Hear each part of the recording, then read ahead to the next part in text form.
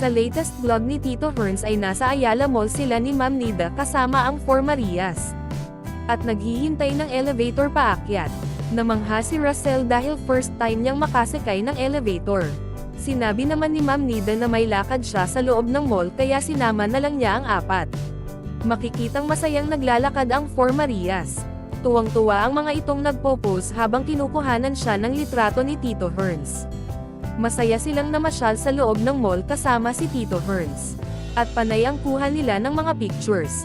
Tuwang-tuwa silang lumapit kay Tito Herns para makita sa video. Kumaway pa si Russell sa camera. Sinabi ni Tito Herns na nalula daw si Russell. Agad naman itong binawi ni Russell at sinabing hindi siya nalula. Kaya sinabi ni Tito Herns na first time na hindi ito nalula sa biyahe.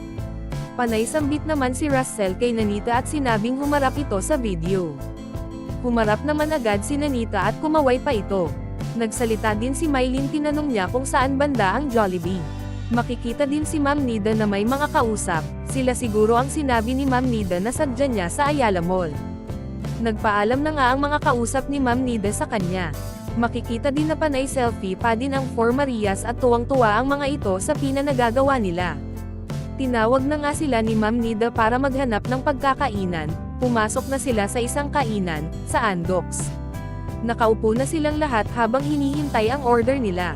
Na-serve na nga ang order nila, at nagsalita si Tito Herns, sinabihan niya si Russell na itabi muna ang cellphone nito at kakain na muna sila. Napatanong naman si Mylene kung bakit marami ang kanin. Sumagot naman si Ma'am Nida na sa kanila yung iba. Nagsalita din si Tito Herns na kumain muna sila at wala munang magsa-cellphone. Natanong naman ni Tito Herns kung sa anong lugar naroon sila. Sumagot naman si Ma'am Nida na nasa South Park Ayala Alabang sila. Masayang kumakain ang lahat nang marinig ni Tito Herns si Russell at tinanong niya si Russell kung ano sinabi nito at nagreklamo daw. Sumagot naman agad si Russell at sinabing bakit ang laki ng manok. Niloloko naman ito ni Tito Herns at sinabing ayaw mo niyan, marami kang pagkain. Habang nag-uusap sila ay biglang may tumawag kay Russell. Pinakita naman niya ito sa kanila. Tinanong siya ni Tito Herns kung tatay ba niya ang tumawag. Sumagot naman si Russell na oo. Nagsalita naman si Ma'am Nida at sinabi kay Russell na sabihin nitong nasa mall sila at namamasyal. Dagdag pa ni Ma'am Nida na kausapin muna niya ang tatay niya at mahirap ang humanap ng signal doon sa kanila, sa probinsya ng Davao. Sinabi pati ni Tito Herns na kausapin na muna ni Russell ang tatay niya at pagkatapos nilang mag-usap saka siya kakain. Sabi pa ulit ni Ma'am Nida na kausapin muna ito ni Russell at baka pumunta pa ito sa lugar kung saan may signal. Kinausap naman ito ni Russell habang kumakain sila. Pinatayo pa niya ang cellphone sa harapan nila para makita sila ng tatay niya.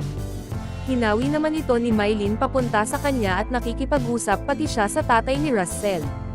Nagpaliwanag naman si Tito Herns na hinayaan na lang niyang mag-cellphone si Russell gawa ng biglang tumawag ang pamilya nito. Dagdag pa ni Tito Herns na malayo ang nilakad ng pamilya ni Russell para makahanap ng signal upang makausap nila si Russell.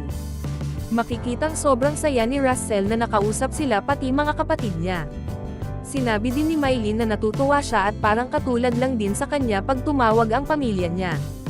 Sinabi naman ni Tito Herns na ganun talaga at sabik kayong makausap ang inyong pamilya. Pinakita din ni Tito Herns ang nanay ni Russell habang magkausap sila. Sinabihan din ni Tito Herns si Nanita na kumain ng marami. Sabi pa ni Tito Herns na magkakasundo na ang 4 Marias.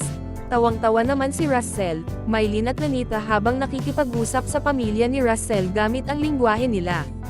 Paliwanag pa ni Tito Herns na hinayaan na muna niya si Russell na mag-cellphone kahit kumakain dahil sa pamilya niya. Dahil sa hirap ng signal sa kanila kinakailangan pang maglakad ng malayo ang pamilya ni Russell para makahanap ng signal at makausap siya.